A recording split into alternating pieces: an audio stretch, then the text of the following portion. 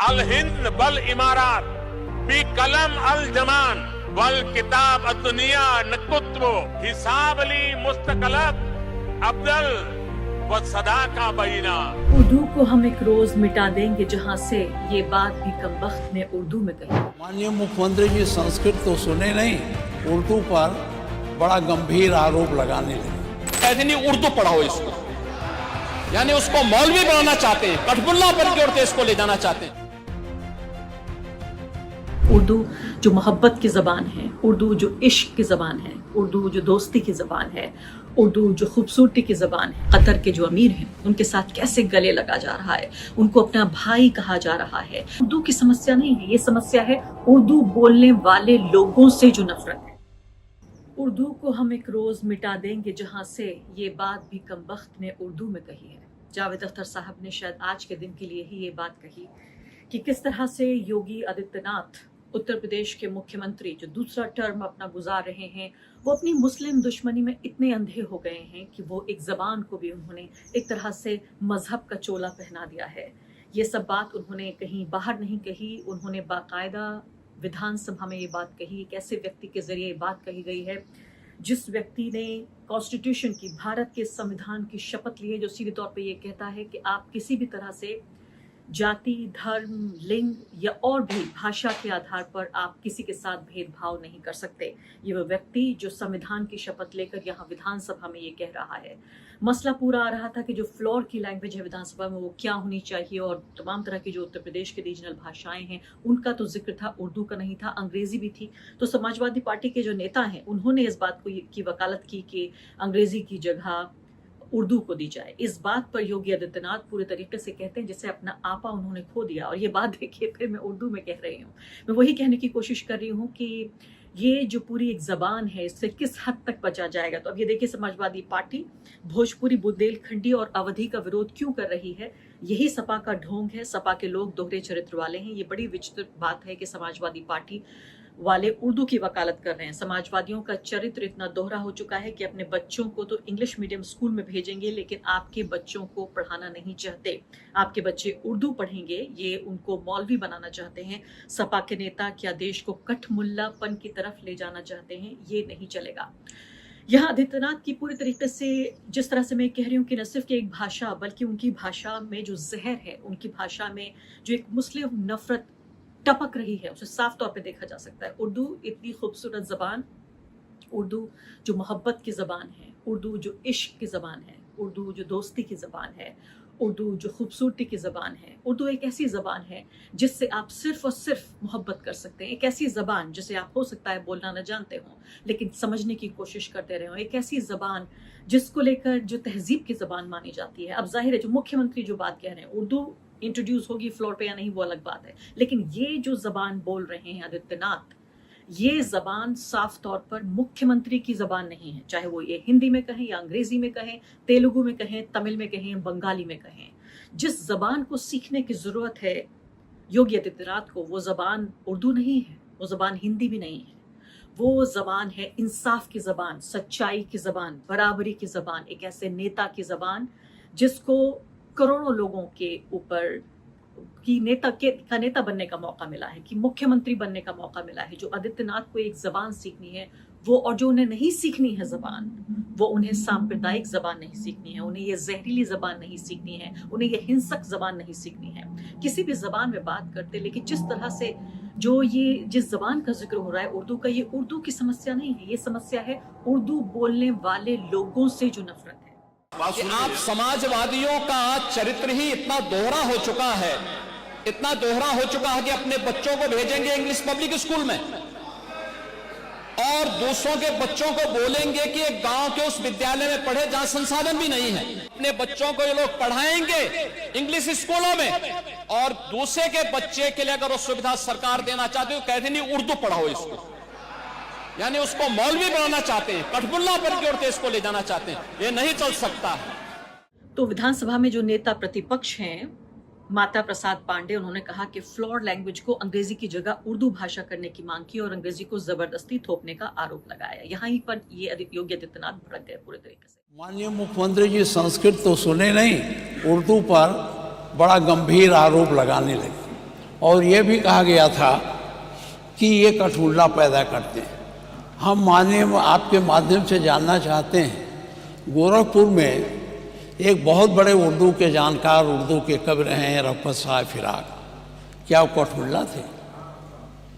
क्या मुंशी प्रेमचंद जो आपके नॉर्मल स्कूल में अध्यापक थे गोरखपुर के, उसमें बैठ के उर्दू में उपन्यास लिखे तो कठमुल्ला थे? क्या यूनिवर्सिटियों में जो उर्दू विभाग खोला गया है उसके पढ़ने वाले लड़के कठमुल्ला हैं? क्या अरबी फारसी विश्वविद्यालय बना है उसके लोग पढ़ने वाले कठमुल्ला हैं? तो मैं इस शब्द पर आज आपत्ति करता हूं और मैं आपसे कहना चाहता हूं कि अंग्रेजी भाषा हमारी भाषा नहीं।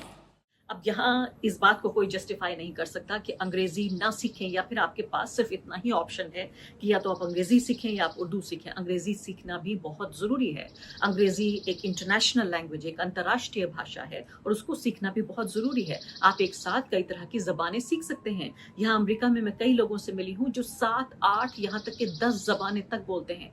यहाँ आम अमरीकी कम से कम 3-4 भाषाएं ज़रूर बोलता है। तो आप ये देखिए, ऐसा नहीं है कि आपको एक भाषा अगर आप जानते हैं तो दूसरी भाषा आप नहीं बोल सकते या नहीं सीख सकते, बशर्ते कि आपके मन में जगह हो, आपका मन नफरत और हिंसा से भरा न हो। अब जरा से भी अगर इतिहास देखने की कोशिश करें तो साफ तौर पर पता चलता है कि उर्दू एक खालिस तौर पर शुद्ध रूप से भारतीय भाषा है। वही उर्दू जिसको पहले हिंदवी भी कहा गया, वही उर्दू जिसको रेख्ता भी कहा गया और फिर वो उर्दू बन गई। उर्दू को कहा जाता है कि ये लश्करी ज़बान है, यानी इसका अपना कोई बेस नहीं है। ये वो ज़बान है जो जहाँ जहाँ गई उसी सभ्यता, संस्कृति, वहाँ के लोग, उनका मन मिजाज, उस सबको समझते हुए अपने अंदर समाती चली गई, इसलिए इसको एक लश्करी भाषा कहा जाता है। और भाषाएं किसी एक मजहब की नहीं होती, भाषाएं इलाकों की होती हैं। उत्तर प्रदेश के बहुत सारे लोग, ज्यादातर लोग उर्दू बोलते हैं, कुछ लोग अवधी भी बोलते हैं, कुछ भोजपुरी भी बोलते हैं। बिहार के लोग ज्यादातर भोजपुरी बोलते हैं या मैथिली भी बोलते होंगे। इसके अलावा बंगाल आप चले जाएं तो वहाँ के बंगाली जो मुसलमान हैं वो उर्दू नहीं बोलते, वो बांग्ला बोलते हैं। फिर आप चले जाइए दक्षिण भारत की तरफ चले जाइए, वहाँ लोग तमिल, तेलुगु, मलयालम बोलते हैं। वहाँ भी लोग उर्दू का, कुछ लोग ऐसे हैं जो एक शब्द भी नहीं समझते। मैं जब केरला वहाँ पे गई और मुझे पता चला कि केरल में बहुत से ऐसे मुसलमान हैं जो एक शब्द भी उर्दू का नहीं जानते। तो उर्दू किसी भी तरीके से मुसलमानों की भाषा नहीं है। उर्दू किसी भी भाषा की तरह एक तरह की इलाकाई भाषा है। और मैं सोच रही थी कि अगर थोड़ा सा अपनी नफरत को कम किया होता योगी आदित्यनाथ ने, और थोड़ी सी अगर उन्होंने किताबें पढ़ी होती, उनके मन में जो इल्म है उसका प्रकाश, उसकी रोशनी अगर जागी होती, तो ये भी पता होता कि जिस इलाके से वो आते हैं वहाँ जाहिर है रीजनल अलग अलग तरह की लैंग्वेजेस हैं, लेकिन अवध का वो रीजन पूरा जहाँ उर्दू परवान चढ़ी, वहाँ से इतने बड़े बड़े शायर, इतने बड़े बड़े लेखक निकले जिन्होंने उर्दू भाषा को उन्होंने अपनी शायरी कही और उर्दू भाषा के जरिए भारत की इसी सभ्यता और संस्कृति को उन्होंने किस तरह से परवान चढ़ाया। यहाँ पे ये तस्वीर मैं देख रही हूँ आपको, शुरू में हमने अरबी में बोलते हुए नरेंद्र मोदी भी दिखाए थे। अरबी में बोलते हुए नरेंद्र मोदी, वही नरेंद्र मोदी जो कहते थे कि कपड़ों से पहचाने जाएंगे, वो यहाँ पर जो गरीब मुसलमान हैं उनके ऊपर बुलडोजर चलाते हुए जरा भी उनका दिल नहीं पसीजता, उनके खिलाफ कानून बनाते हुए दिल नहीं पसीजता, उनके खिलाफ तमाम तरह के जो भेदभाव की नीतियां हैं वो बनाते हैं।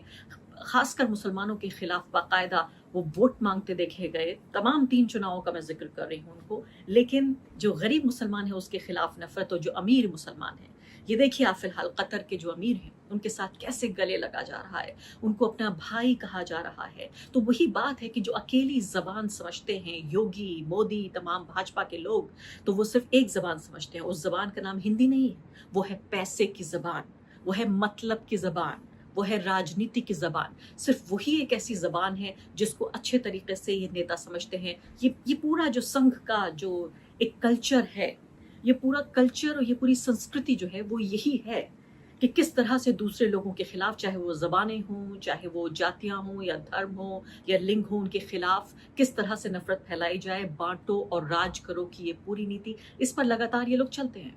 समाजवादी पार्टी के नेता अखिलेश यादव ने करारा प्रहार किया है और कहा है कि दूसरों पर भाषागत प्रहार करके समाज में भेद उत्पन्न करने वालों में यदि क्षमता हो तो यूपी में ऐसे वर्ल्ड क्लास स्कूल विकसित करके दिखाएं कि लोग बच्चों को पढ़ने के लिए बाहर ना भेजें, लेकिन इसके लिए विश्व दृष्टिकोण विकसित करना होगा।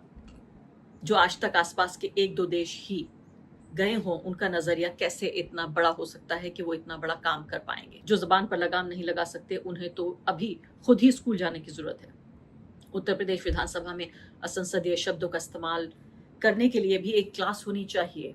उस स्पेशल क्लास के लिए एक विद्यार्थी तो मिल ही गया है, बाकी भाजपाइयों से ये क्लास अपने आप भर जाएगी। जाहिर है हमला कर रहे हैं, प्रहार कर रहे हैं समाजवादी पार्टी के नेता, लेकिन इसमें ये जो बहुत जबरदस्त चीज जो कही, और मैं खुद इस बात को गिनने वाली थी और मैंने देखा कि देखिए संजय सिंह का ये ट्वीट मुझे मिल गया जिसमें वो ये कह रहे हैं कि 4 मिनट के इस भाषण में कम से कम 9 उर्दू शब्दों का इस्तेमाल किया गया है आदित्यनाथ के जरिए। ये 9 उर्दू शब्दों को बाकायदा उन्होंने यहाँ पर इसको लिस्ट भी किया है।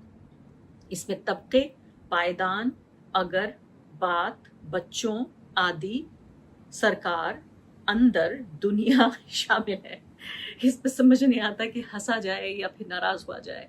आप ये देखिए कि किस तरह से हिंदी और उर्दू मिलके ये जबानें चली हैं जिससे हिंदुस्तानी जबान बनी है। और मुझे याद आ रहा था, आपके सामने मैं यहाँ पर रोज हिंदी में कार्यक्रम लेकर पेश होती हूँ, मैं एक हिंदी की पत्रकार हूँ, लेकिन जो पहली मुझे नौकरी मिली वो उर्दू में मिली। मुझे ये उर्दू ज़बान इतनी प्यारी है। मैं उर्दू ज़बान को मैंने कभी भी स्कूल या कॉलेज में नहीं पढ़ा, मैं साइंस की स्टूडेंट थी, लेकिन ये इतनी खूबसूरत ज़बान है कि साइंस के स्टूडेंट होने के बाद भी यहाँ दिल्ली आकर जब मैं नौकरी कर रही थी और नौकरी करने के दौरान उर्दू की किताबें लाकर मैंने उर्दू खुद अपने आप सीखी है। क्योंकि वो व्यक्ति जो दुनिया को खूबसूरत नज़रिए से देखना चाहता है, जो दुनिया को अपना घर समझता है, वो किसी एक ज़बान में अपने को सिमट के नहीं रख सकता। और वो शख्स खासकर जो इंसानियत में विश्वास रखता है, जो मोहब्बत में विश्वास रखता है, वो उर्दू की तरफ उसका झुकाव हो ही जाएगा। और इसीलिए मैं सोच रही थी कि किस तरह से उर्दू से जो मेरा रिश्ता रहा, ये अलग बात है कि मेरे जो माँ बाप हैं उनकी ज़बान उर्दू है, लेकिन वो घर में बोलना और बाकायदा एक तरह की एक लिटरेरी ज़बान को समझना, दोनों में अलग अलग फ़र्क है।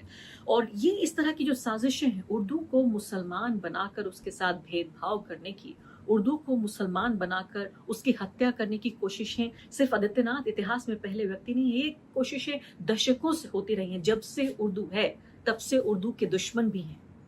और इसीलिए जब बॉलीवुड का जिक्र होता है तो उसको जब हिंदी फिल्म इंडस्ट्री कहा जाता है, कुछ लोग कहते हैं कि भाई ये तो उर्दू फिल्म इंडस्ट्री है। जिस तरह से जितने डायलॉग हैं, जितने आप देखिए जो गाने गाए जाते हैं, वो तमाम सिर्फ और सिर्फ उर्दू में लिखे जाते हैं। और इसको लेकर भी पहले एक मुहिम चली थी कि नहीं, हिंदी में हम गाने लिखेंगे। फिर हिंदी में जिस तरह से गाने लिखे गए, जाहिर है वो बात नहीं बन पाई। तो एक तरफ आप देखते हैं कि किस तरह से एक जो सरकारी तबका है वो एक ज़बान को कुचलने की पूरी कोशिश करता है, तो दूसरी तरफ रेख्ता जैसे कार्यक्रम हो जाते हैं। रेख्ता फेस्टिवल 3-4 दिन साल में ये रेख्ता फेस्टिवल होता है। और इसने जिस तरह से उर्दू को लेकर जितनी अवेयरनेस पैदा की है, जितनी जागरूकता पैदा की है, जितने नए उर्दू के चाहने वाले पैदा किए हैं, उसका कोई मुकाबला नहीं है। उसके अलावा आप देखिए जिस संस्कृति को मिटाने की तमाम कोशिशें होती हैं। मैं देख रही थी ये सीरीज आपने भी शायद देखी होगी, हीरा मंडी के नाम से। हीरा मंडी में उर्दू बोलती हुई औरतें, उर्दू बोलती हुई तवाइफें, उनके तमाम कपड़े, वो सभ्यता, संस्कृति, उसने एक तरह से पूरा सैलाब ला दिया। लोगों के मन में एक जिज्ञासा पैदा कर दी कि आखिर ये इस पूरे कल्चर को हम समझने की कोशिश करें, या तारीख की वो किताब उठाकर उस पन्ने को दोबारा मोड़ा जाए, दोबारा पढ़ा जाए। तो ये होता है कि राजनीति अपने हिसाब से नफरत और भेदभाव फैलाकर कोशिश करती है कि समाज को एक तरह से काबू में कर सके, लेकिन होता यह है कि समाज का और प्रकृति का अपना एक नियम होता है।